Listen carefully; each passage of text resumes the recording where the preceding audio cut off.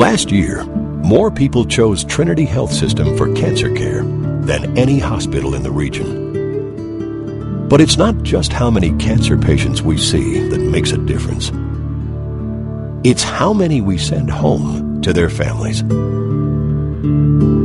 isn't that what really matters? Tony Terramana Cancer Center at Trinity Health System.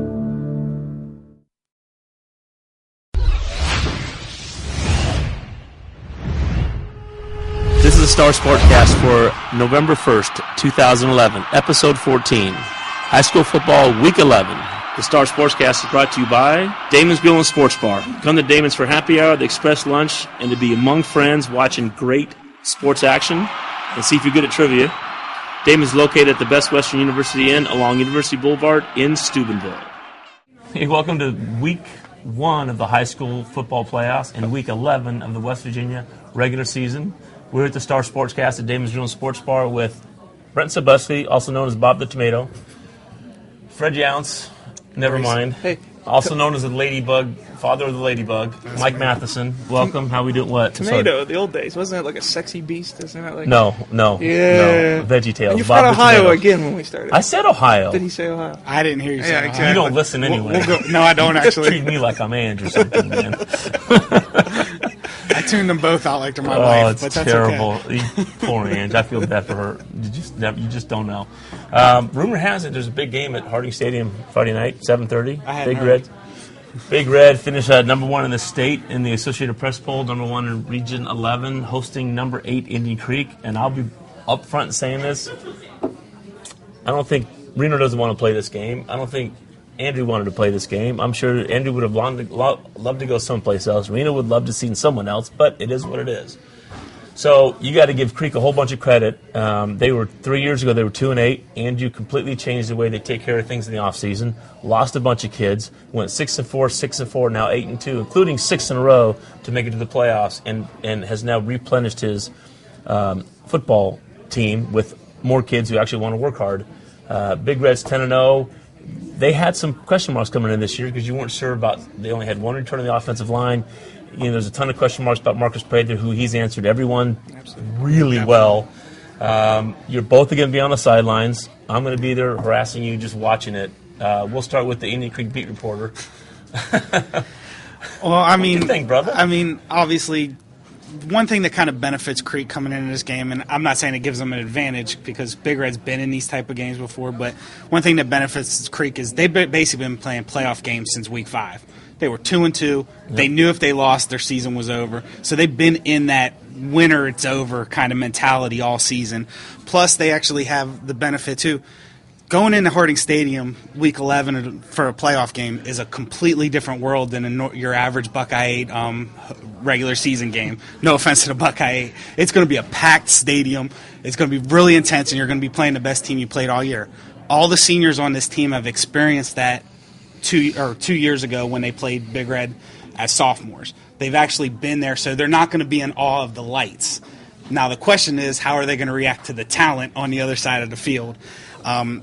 I think what it's going to come down to is Creek's going to have to figure out how to get that intermediate to short passing game going. Andrew had talked to me a couple weeks ago about that was the concern because they can pound it out and they can hit the big play.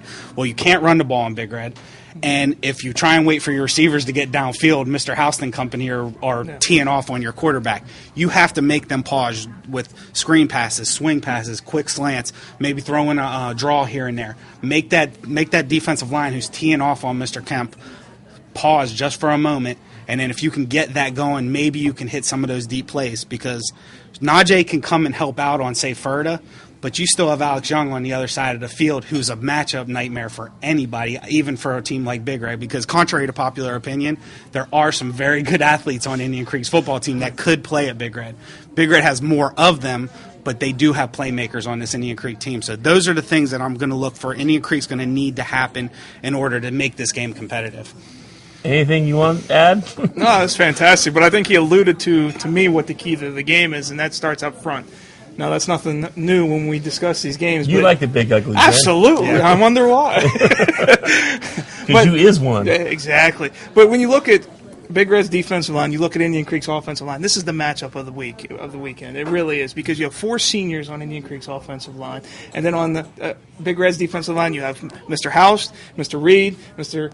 Wicker, and Constantini. Yeah. So they're coming. They're coming hard, and they're going to be going after Mr. Kemp when he goes to drop back. So if you can't do those things that Fred mentioned, then they can pin their ears back and just come full bore. And when that happens, it gets ugly. Ask the Massillon quarterback, because it was not pretty when he dropped back. And the thing is, when you do that, with some of these things you have to beat the jam at the line of scrimmage. Indian Creek's wide receivers are very talented, but if you're not getting off the jam, you're not getting downfield, you're not catching passes. So these are 2 aspects in the same vein that really determine what these 2 teams are going to be able to do. And I'm guessing that Ferdy kid might be kind of busy Friday night, just to guess. Maybe. He might get a look. Some like that Murray kid and that Piro kid and that Alex Young kid and that Kemp kid. Talk about Prather real quick. There's a lot of question marks coming in this week about this year about Marcus. They weren't. He'd never been a starter before, except for the Bookto game. And kid's had a brilliant season. Well, when I got to watch him up close down on the field, what's really surprised me is his arm is live, man. That ball comes out of his hand, fantastic, and it's spinning and it's getting to its targets, which we don't see a lot of strong arm quarterbacks in this area. I mean, let's just face it, gentlemen. But what I like what Indian Creek's done offensively is they give you multiple looks to do what they do. You know they're going to run the ball, but how are they going to do it? They're going to come out in the pistol. They're going to spread you out. They do it in a multitude of different ways, which is another thing. Indian Creek has not seen this type of variation when it comes to formations. Yeah, Big Red just has so many weapons, and you're right. They come out in these different sets. They hit you in different ways. 1 minute they're pounding the ball with Jojo Piro over and over again. Next thing you know, here comes Najee on a reverse or down the sideline. Prather again, like you guys said. Has there been a player that has shown that kind of improvement over the course of the season, from where he was to the beginning of the year to where he is now? He went from a weakness to a strength. That's a scary thought. How many kids do you say that about over the course of one season? I mean, it's something Indian Creek hasn't faced this year, and they're going to really have to step up their game. And look, let's not slight David Kemp either, because he's had a really solid season also. Yeah. That kid, he could drop a dime. Yeah, it's he unbelievable. can. And you know what? And like Andrew said, Kemp has not put his defense in a position to have to stop a short field, and Marcus hasn't either. Yeah. So you're talking about two quarterbacks who've come in and really not put their defenses in bad positions all year long. And that's, as a coach, I don't know what else you can ask for out of your quarterback.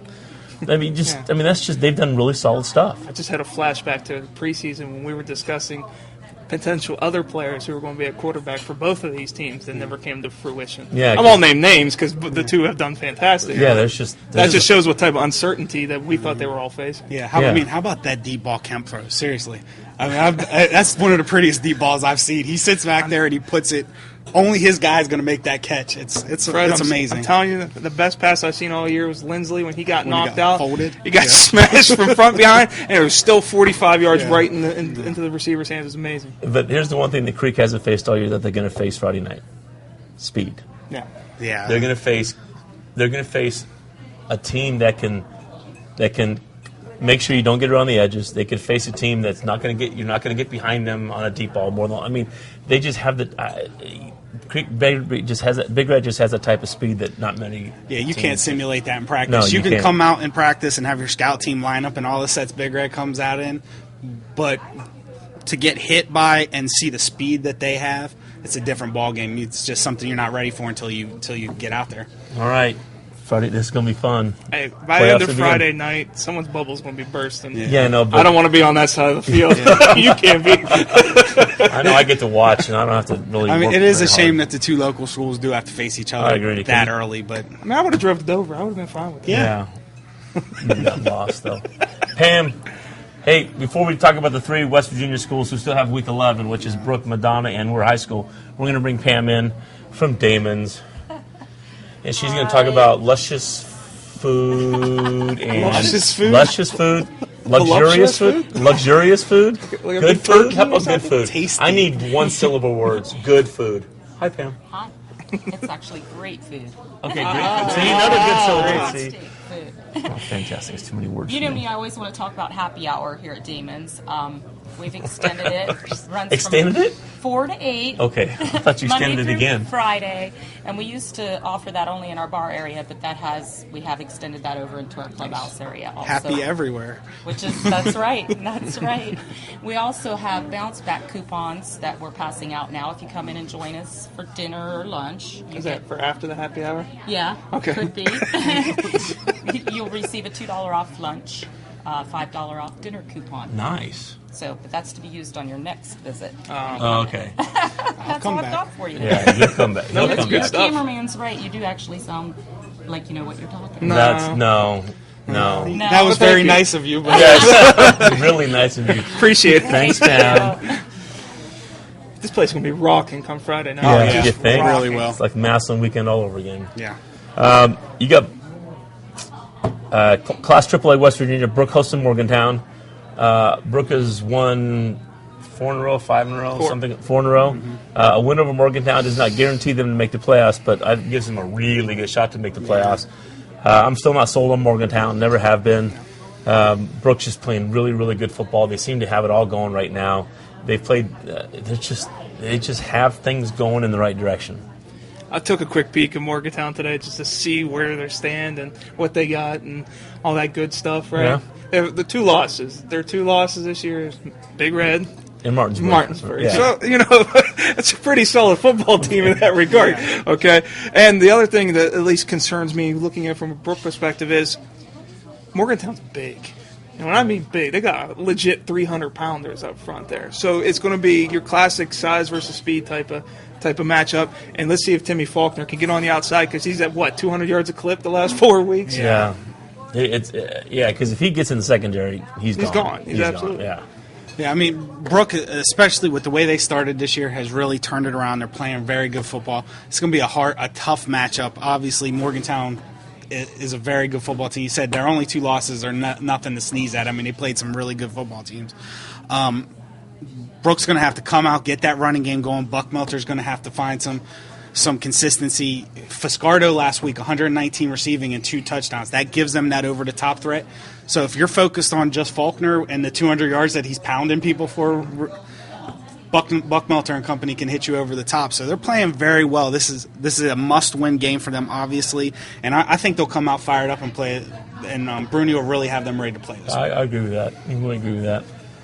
The other team, Madonna, which is already guaranteed a spot in the playoffs, they are going to Clay-Battelle in short-staffed. They have some kids out, and I talked to Doug Taylor last night, and that's just part of football. An injury is part of football. You just have to deal with it, and the kids who come in just have to deal with the fact that instead of coming in and out, they're coming in and not going out. They're going to pretty much stay on the field. A win for Madonna pretty much would put them number 7 or 8 in the playoffs, which would give them a home game. A loss puts them probably in the neighborhood of 12 or 13, which obviously puts them on the road. Clay-Battelle is 8-1. They lost an opener to Bishop Donahue, and then pretty much have run the table since. Clay-Battelle's bigger than Madonna. Well, everybody's pretty much bigger than Madonna. Yeah, Clay-Battle's bigger than Madonna, but it's not like the Dons don't have anything to play for. I mean, even though you guaranteed a playoff spot, it'd be much nicer to sleep in your own bed on Friday night and or whatever night you have to play a playoff game as opposed to go on the road. Yeah. Honestly, if Madonna was at full strength, I come into this game. I don't care if Clay-Battelle's 8-1. I say Madonna handles Clay-Battelle. This is a big one, especially with the leader of your team, Ross Comas, out. He's so talented, and to not have him is going to be a difficult situation for them. The question becomes, those other kids on Madonna who are no slouches, do they step up, rally around him, and pull out a win and get themselves a home game? I think they can, but it becomes so much more difficult, obviously, without Comas and company able to be playing that week or this weekend. Well, far be it from me from having a defeatist attitude, but you just want to get out of this game healthy. I mean, from where you are at the moment, because they're injuries, and you mentioned Comas. These are key injuries. This is your quarterback, your top 2 running backs. I mean, you're hurting in the points. And the team that I saw Tuesday when they played Toronto Friday was very different than the one with those guys in there. And the way they set up their offense, Coach Taylor told me that they really changed up what they could do offensively, and you're going to get those are starters on your defensive side too. So that's a big change in both regards. Get through this game, get ready for the playoffs, and go from there. So whatever happens, happens. Yep. Speaking of Toronto, as you were last week. Tuesday. I was there Tuesday. Yeah, Tuesday. Tuesday. Didn't know they had high school football games on Tuesday, but we know you're in your own little world anyway. I was sitting in the stands. I was enjoying Clark Hinkle Field for the last time. Speaking of that, 81-year-old the 81-year-old stadium is coming down this month, be replaced next year. We're going to talk about now. Mm-hmm. Jimmy Carey played their last home game, and Jimmy Carey of 76-year-old Jimmy Carey, because they're going to be in on-campus stadium next week. And I was at both places, and it was pretty cool to see a lot of the places packed, to pretty much send the kids off, send the stadiums off. But the Red Riders, look, no one cares that you're 0-9. Your opponents don't care that you're 0-9. You got to show some backbone at some point in time. You got to show some pride, got to show some heart, and you're going to go down to a Tyler team that is obviously struggling too, got their first win. They're licking their chops for you. The Tyler Consolidated is going, we can finish on a 2-game winning streak and kind of carry that in next year somehow, some way. I just like to see the Red Riders show up, play with every ounce of energy they have, and whatever happens, happens. I mean, the real question in this game is how bad is Clay County? Tyler beat them 20-0. I'm sorry.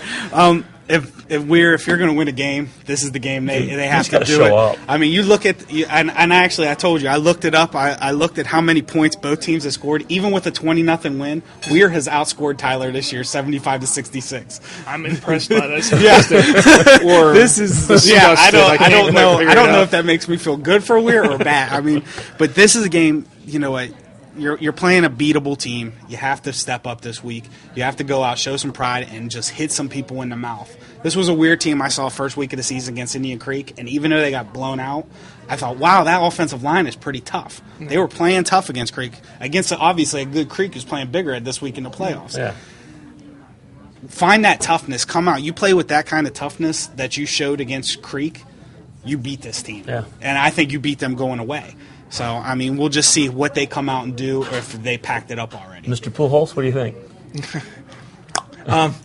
It's just you got to end it the best way you can and get a win. You have to get a win. Yeah. And it's not that it's because you don't want to go completely defeated. It's because that goes into next year. Yeah. And that's what this program needs right now. They need one positive to go into the offseason with Coach Kexio, because he's coaching his butt off. He is. Yes, he is. And they have Black seniors that can step up and can play. And we saw it earlier in this year, as Fred alluded to. I thought the same thing. I was there for the first half of that game, and I saw big, tough, physical kids, at least in the trenches. Yeah. They had some issues with their skill positions, but at least they were playing hard. That's all anyone asks. Play hard, get out there, get after it, and you probably get a win. And whatever happens, happens. Just got to play hard, man. Exactly. There's no talent in playing hard. There's no talent involved in playing hard. We're perfect examples of that. We're really good at that. Trivia question for next week. You can email your answers to sports at heraldstaronline.com. And the trivia question is, Toronto Stadium closed and at Clark Hinkle Field, and Jimmy Carey Stadium closed at Weir High School. How many years were both stadiums open? We'll see you next week. Math. Wow. Math. That hurts.